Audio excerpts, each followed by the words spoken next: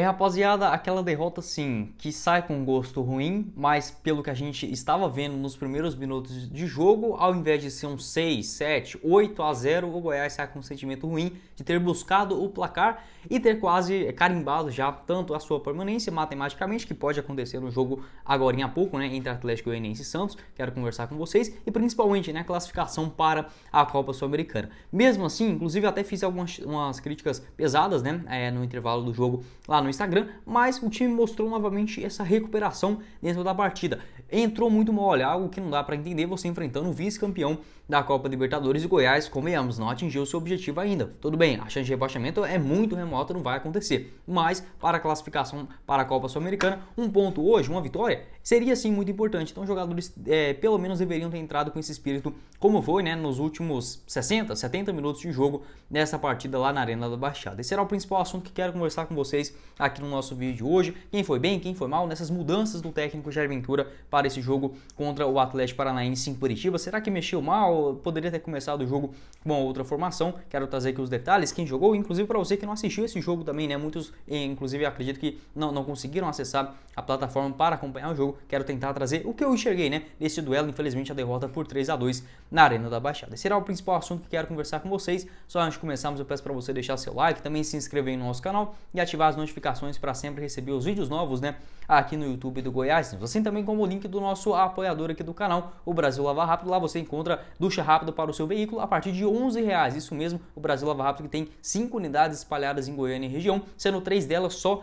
na Avenida Rio Verde, né? Então eu vou estar deixando o link aqui embaixo na descrição para você que quer um trabalho melhor também, como por exemplo um polimento cristalizado, limpeza de estofados e muito mais. Vou estar deixando o link aqui embaixo também no primeiro comentário fixado do nosso apoiador aqui do canal, o Brasil Lava Rápido, nesse pós-jogo, né, essa derrota do Goiás, dura, mas pelo que, como eu falei pra vocês, aquele tipo de gosto da derrota que você fala, opa, ainda bem que não foi uma goleada, sabe? Porque o Goiás, diferentemente do que aconteceu, por exemplo, em 2019, até mesmo em 2020, né, teve aquela goleada ridícula pro Ceará por 4-0 dentro de casa. Em 2019, com uma campanha tranquila, ele levou 3 goleadas assim inaceitáveis, né? Contra o Flamengo, 6-1 fora de casa, contra o Santos também nesse mesmo placar, em menos de uma semana, né? Esses dois resultados, e lá no finalzinho contra o Palmeiras, um 5-1, se eu não me engano, em Campinas. E nesse jogo contra o Atlético Paranaense estava totalmente desenhado para ser um placar desse, e olha, até mais, viu? Porque, sinceramente, pelo que foi os primeiros minutos do Goiás, um 8-0, 9-0 não seria nada absurdo, não. O Goiás não conseguiu se reencontrar de forma alguma, e o que só me deixa pensar o seguinte, pelo que o time demonstrou na primeira etapa: é difícil enfrentar o Atlético Paranaense, isso é óbvio, o time é muito bom de bola, muito organizado, tem o seu estilo clássico, né, de jogar na Arena da Baixada, e aproveitou esse momento do Goiás logo no comecinho da partida para efetivar o seu placar. Mesmo assim, não dá para você chegar com aquela moleza, né? Os dois volantes estavam muito distantes, tanto o Auremir quanto o Caio Vinícius, e o principal erro, na minha opinião também, não tinha laterais definidos, ou eu enxerguei o jogo de outra forma, porque eu não vi ninguém, nem na lateral direita, muito menos na lateral esquerda. Bora falar inicialmente sobre a escalação, porque o Jair Ventura mudou, né, para esse jogo. Basicamente o Goiás jogou aí com o Tadeu no gol, 3 zagueiros, Ian Souto, Caetano e o Reinaldo. Lateral direita, meia direita seria o Dieguinho, um ala como o Dadá Belmonte. Meio de campo, Caio Vinícius, Auremir, Apodi lá como um outro ponta, né, pelo lado direito, Pedro Raul centralizado e o Vinícius na esquerda. Até aí, assim, faz sentido. Eu acho que o técnico Jair Ventura tentou mexer e mudar algum tipo de escalação. Inclusive no pré-jogo, eu vou até ser coerente. Eu falei, olha, eu acho que para esse jogo contra o Atlético Paranaense é muito bom você utilizar 3 zagueiros. Isso porque o Atlético ele joga com essas bolas enfiadas no meio da zaga. E com a presença de um terceiro jogador, pode ajudar isso. Mas até falei, só esse jogador não pode ser nem o Danilo Cardoso, nem o Ian Souto. Seria, por exemplo, o Lucas Halter formando com o Caetano e o Reinaldo, né? E quem entrou, o Ian Souto, que assim, no geral, ele fez uma boa partida, mas os primeiros 10, 15 minutos, realmente totalmente desastrado, o que ocasionou essa derrota do Goiás. Além disso, como eu falei pra vocês, eu não vi o Dieguinho na lateral direita, nem o Apodi. Tava livre aquele lado de lá, basicamente quem fazia esse lado direito seria ou o Reinaldo, o Reinaldo ficava na esquerda, né? No lado direito ficava só o Ian Souto, sozinho, meio maluco ali, meio perdido naqueles contra-ataques, inclusive do Atlético Paranaense. E o meio de campo, nossa, muito pacífico, tanto o Auremir quanto o Caio Vinícius. Os primeiros minutos realmente nada funcionou. A bola não chegava no Pedro Raul, o Apodi não fazia também muita coisa, o Dadá Belmonte tentava uma jogada ou outra, que foi o mais lúcido na primeira etapa, mas assim, foi levando os gols, né? Até comentar aqui com vocês sobre essa situação, não funcionou nada. E até seria injusto eu trazer apenas essa visão do que foi o primeiro tempo, seria injusto porque tudo que eles jogaram depois que levaram o terceiro gol, né? Acho que não precisava esperar tudo isso. O Goiás saiu logo atrás com um outro pênalti, é óbvio, né?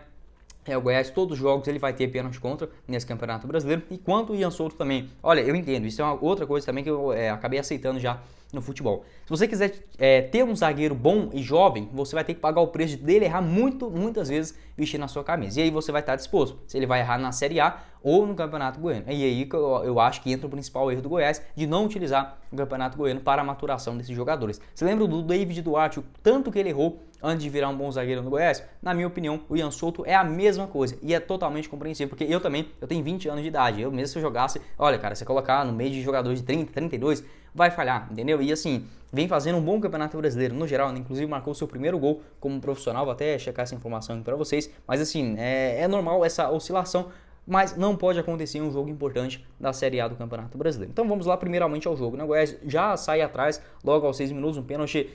Olha, eu não consigo enxergar o toque do Ian Souto, sinceramente. Eu vi que a bola vai em direção dele, mas eu não vi a perna do Vitor Roque mexendo. Certamente encostou, mas assim, eu não consegui ver o toque ali, sabe? Eu não consegui ver esse impacto fazendo algum tipo de efeito. Mas, beleza, pela imagem, eu também marcaria o pênalti, só como eu falei pra vocês, eu não consegui enxergar essa variação da mudança, né, do movimento da perna do Vitor Roque na marcação do pênalti, né, pelo hábito, o Voaden.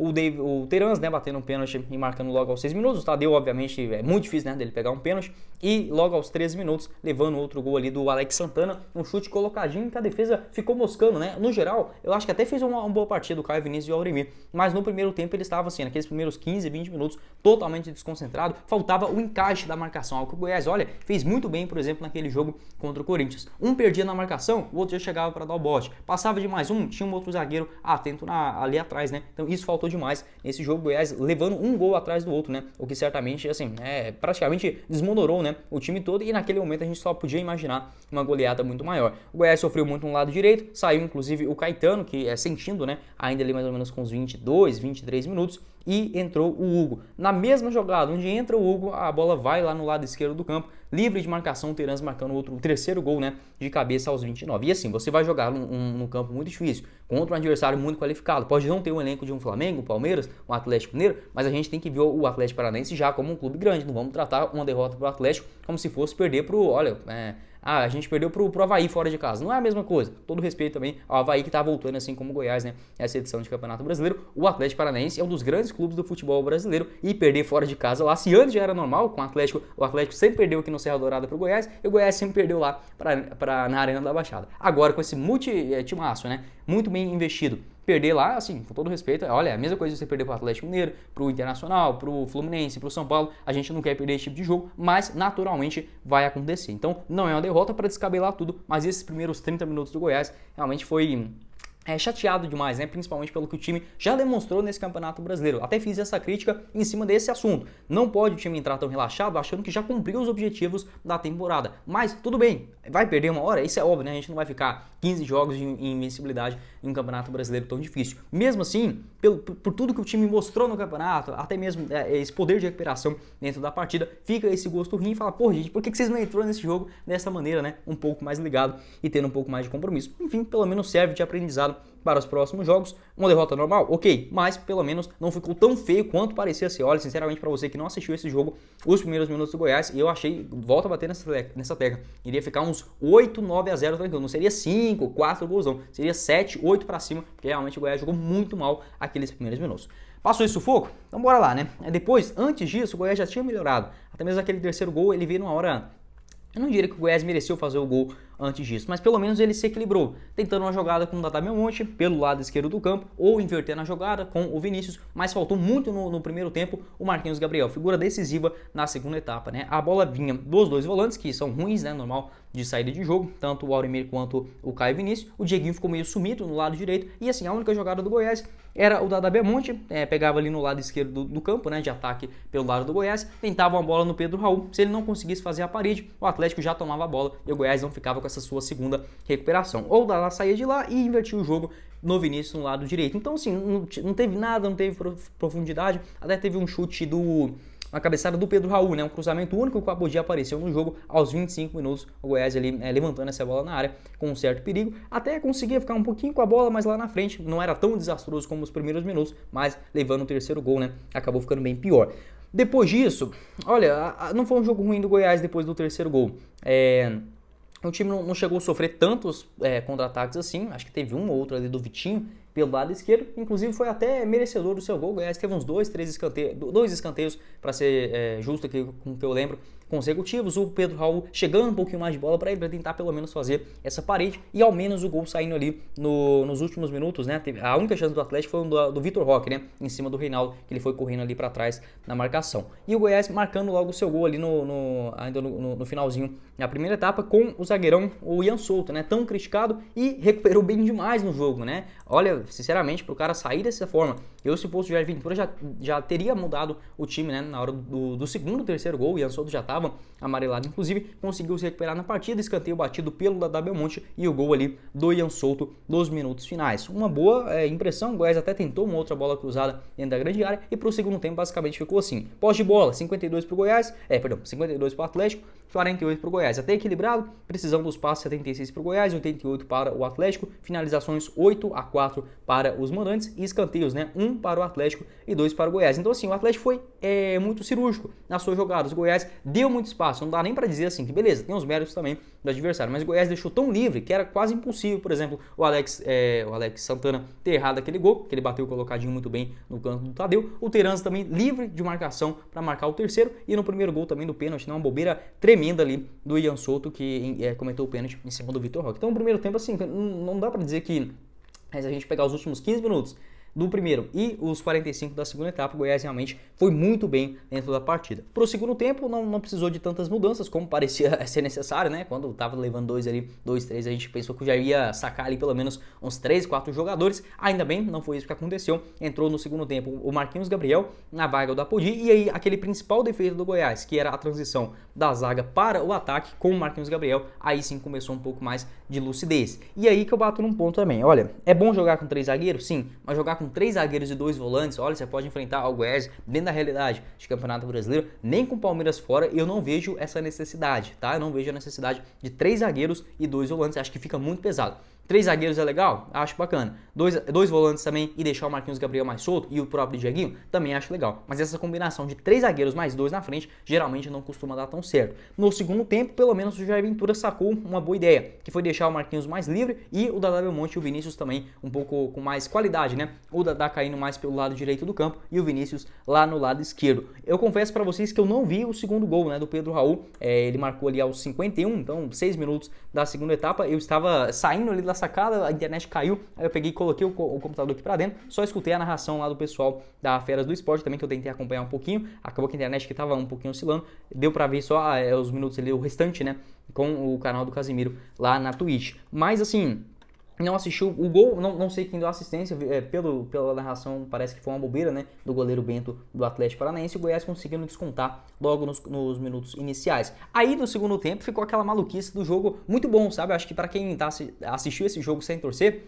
realmente foi um dos melhores jogos do Campeonato Brasileiro, sem sombra de dúvidas, assim como foi o jogo contra o Internacional lá no Beira-Rio. Lá e cá, chances para os dois times, né? O Goiás acabou não sendo tão efetivo como o Atlético Paranaense, principalmente ali na segunda etapa. O Goiás rondava a posse de bola, teve até uma chance ali com o Pedro Raul, né, que ele cabeceou ali ainda por cima, tentou algumas finalizações virando com a perna esquerda, né, para o gol ali do goleiro Bento, acabou que não acertou nenhuma, não teve assim, acho que nenhuma grande chance do Goiás, cara a cara. Olha, teve uma cabeçada do Aurimir também, onde ele desviou no primeiro pau em uma cobrança de escanteio. Eu acho que foi basicamente isso, né? Teve um chute do Vinícius também. Acho que essa chance foi uma das mais claras, que ele pegou de primeira aos 28 minutos da segunda etapa e a bola foi na marcação. Acho que aquele chute ali que ele pegou na entrada da grande área poderia ter sido a principal chance do Goiás, né? Caso caísse principalmente no pé certo. E do Marquinhos Gabriel, lembrei que agora também, uma jogada do Vinícius que ele pega um contra-ataque do Atlético Paranaense. O Vinícius corre pelo lado esquerdo, não é fominha, toca para o Marquinhos Gabriel, que chega de frente à grande área e bate com a perna preferida dele, né, a canhota, e bateu por cima. Foi muito mal nessa finalização, mas no geral ajudou muito o Goiás nessa transição, né, da defesa para o ataque, distribuindo o jogo com o Dadá Belmonte na direita, buscando também a presença do Pedro Raul lá na frente, e até mesmo vira e mexe aparecia o Caio Vinícius ou o Aurimir em alguma jogada de cabeça. Então assim, olha, eu falei, É ruim perder? Isso é óbvio, né? A gente não quer vir aqui e comentar sobre uma derrota. Mas por tudo que foi, olha, sinceramente, sai até com gosto de. Não dá pra dizer uma vitória, mas um empate, parece. Porque, como eu falei pra vocês, volto a comentar de novo. Parecia que esse jogo ia ser uma goleada estrondosa pelo lado do Goiás. Não foi, muito pelo contrário, o time jogou muito bem. O Atlético, inclusive, não dá nem pra dizer que eles recuaram demais, porque o estilo do Filipão é esse mesmo, né? O Atlético, desde quando fez o segundo gol, já estava jogando no contra-ataque. Desde o primeiro, né? Pra ser bem sincero, o Goiás levou um amontoado, melhor dizendo, um atrás do outro. Então, assim, acabou que ficou meio ali indefinido qual seria essa característica. Mas o Atlético é, sim, um time defensivo em busca dos contra-ataques. Teve algumas chances também perigosas, né? Não foi só o Goiás que mandou no jogo, muito pelo contrário. Teve um chute na trave, né, do Canóbio e ali na sobra de bola, inclusive dentro praticamente da pequena área, o Vitinho acabou chutando para fora. Outras chances também de cabeça. Teve o Kelvin também, que ele pegou uma bola de primeira no meio do goleiro Tadeu, aquela defesaça também, aquele bate e rebate. Então, assim, se todas as bolas tivessem entrado, as bolas claras de gol, esse jogo teria sido tranquilamente um 6-4 pro Atlético, porque realmente foram muitas boas chances, uma boa partida. O Goiás um pouquinho bagunçado no primeiro tempo, faltou um pouquinho mais de competitividade, mas no geral a gente sai pelo menos com um time que entrega, assim como foi todo o Campeonato Brasileiro. Por isso que eu quero ser justo aqui também. Mesmo se o Goiás tomasse de 8 hoje, eu não poderia aqui chegar e falar, esses jogadores não prestam, faltou vontade, esse time é sem vergonha, porque não é. A realidade do Goiás nesse Campeonato Brasileiro sempre foi de muita superação e hoje também não foi diferente. Volta a bater na tecla. Todo mundo quer ganhar, mas quando acontece dessa forma, o Atlético Paranaense perder para o Atlético fora a mesma coisa de perder para o Palmeiras lá no Allianz Parque. Então não tem nada de sobrenatural dentro dessa história. O Goiás é buscar, principalmente aí pelo menos mais um ponto, né, necessário para a sua classificação para a Copa Sul-Americana. E a boa possibilidade, né, contra o jogo, pelo amor de Deus, né, Goiás? Vamos jogar pelo menos, entra desde os primeiros minutos atento nesse jogo contra o Juventude, que não será fácil, mas precisamos buscar sim esses mais 3 pontos. E o Goiás pode classificar hoje, inclusive, matematicamente, né, garantir a sua permanência na primeira divisão. Isso porque já comentei com vocês no vídeo de hoje mais cedo, caso o Atlético perca hoje para o Santos no Antônio Ascioli, o que eu acho improvável, tá? Eu acho que o Atlético até vai ganhar esse jogo, mas vamos torcer contra ele, né? Pelo menos nesse jogo de hoje o Atlético perder em casa. E o primeiro time dentro da zona hoje é o Ceará, tem 34 e 6 vitórias. Se o Atlético perder, ele permaneceria com 33 e 8 vitórias na 18ª colocação. 34, aí você vai falar, mas tem 3 jogos, poderia o Ceará chegar aos 43. É bem verdade, mas o Ceará só tem 6 vitórias e o Goiás já tem 10. Ou seja, se o Ceará ganhar todos os seus 3 jogos, ele chegaria a 9 vitórias e 43 pontos, não passaria o Goiás. É óbvio que isso não vai acontecer, né, gente? Tipo assim, acho que o Ceará pode ganhar todos os jogos, acho que pode até acontecer, mas o Coritiba ganhar todos, e o Cuiabá ganhar todos, e o Bragantino também. Então assim, isso não vai acontecer, a gente obviamente torce aqui logo para acabar logo esse desespero, mas matematicamente falando, né, caso o Atlético perca hoje para o Santos lá no Antônio Ascioli, já garante essa permanência matematicamente do Goiás, né, na Série A do Campeonato Brasileiro. E se der um empate, o Atlético tem 33, ele chegaria a 34, até passaria o Ceará, mesmo assim, ainda matematicamente não seria, tá? Porque o Atlético ele chegaria a 34 com 8 vitórias, e o Goiás tem 10, né? Faltando 3 rodadas, ainda seria possível, e o jogo entre Coritiba, e eu tenho até que confirmar isso também, né? Eu posso até estar falando bobeira aqui, mas o jogo entre Coritiba, mesmo assim, se o Coritiba não ganhar esse jogo do Juventude, ele aí já tem 35, né? 35, 38, 41, 44. Ainda não. E o Cuiabá também ganhou contra o Botafogo. Então a única possibilidade do Goiás permanecer hoje, né? Garantir a sua vaga na Série A de 2023, matematicamente falando, é com essa derrota do Atlético Goianiense para o Santos dentro de casa. Acho pouco provável, mas vamos torcer aí também contra, né, a equipe rival. Classificação para a Sul-Americana, o primeiro hoje é o Cuiabá, 37 pontos, e o Coritiba enfrenta o Juventude lá no Alfredo Jaconi. Eu tô achando que o Coritiba não vai ganhar esse jogo, porque o Coritiba não ganhou de ninguém nessa Série A. Então a tendência é que o Cuiabá seja o primeiro, seria até legal, abrindo já 6 pontos para o primeiro time fora dessa classificação para a Copa Sul-Americana e tendo também o próximo adversário, né, o Juventude matematicamente rebaixado, dá sempre o Goiás pensar tranquilamente, né, pelo amor de Deus, só pode ter esse pensamento dentro de casa contra o Juventude, buscar os 3 pontos. Quero saber a sua opinião aqui embaixo nos comentários sobre essa escalação. Não julgo o técnico Jair Ventura, acho que ele precisava assim reinventar o time, porque não tinha tantas opções, nem na lateral esquerda. Acho que pelo menos tentou, essa escalação já funcionou em outros momentos, então não vamos julgar ele aqui agora e falar que é o pior técnico do mundo, nenhum time é assim, mas óbvio, faltou concentração, faltou um pouquinho mais de intensidade, enfrentando um dos melhores times do futebol mundial nos últimos anos, que é o Atlético Paranaense. O Goiás precisa sim ter mais responsabilidade, mas normal, o time é jovem também, é natural, tem inclusive essa variação, até para trazer aqui esse número para vocês.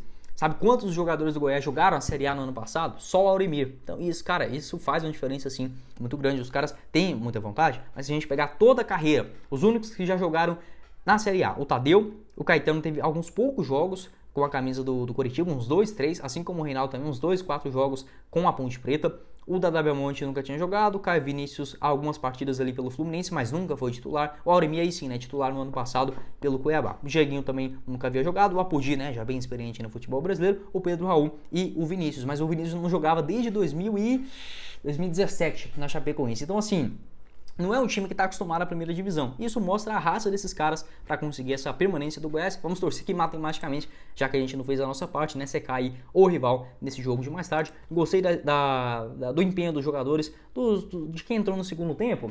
Acho que o Marquinhos Gabriel foi o craque do Goiás, certamente ajudou muito. E o Hugo, cara, por incrível que pareça, o Hugo ele tem que ser titular nesse time. Novamente jogou muito bem esse jogo contra o Atlético Paranaense. Depois entrou ali o Luan Dias, não conseguiu fazer tanta coisa não. O Nicolas também já nos minutos finais, assim como o Marquinhos, né, para fazer aquele corredor no lado direito, uma derrota dolorida, enfim, mas faz parte buscar aí essa recuperação física, principalmente, o mais rápido possível, nessa sequência maluca de jogos, né, daqui praticamente 10 dias já acaba o Campeonato Brasileiro, e no próximo sábado tendo esse compromisso muito difícil, né, mas que o Goiás precisa se impor e vencer esse Juventude dentro de casa.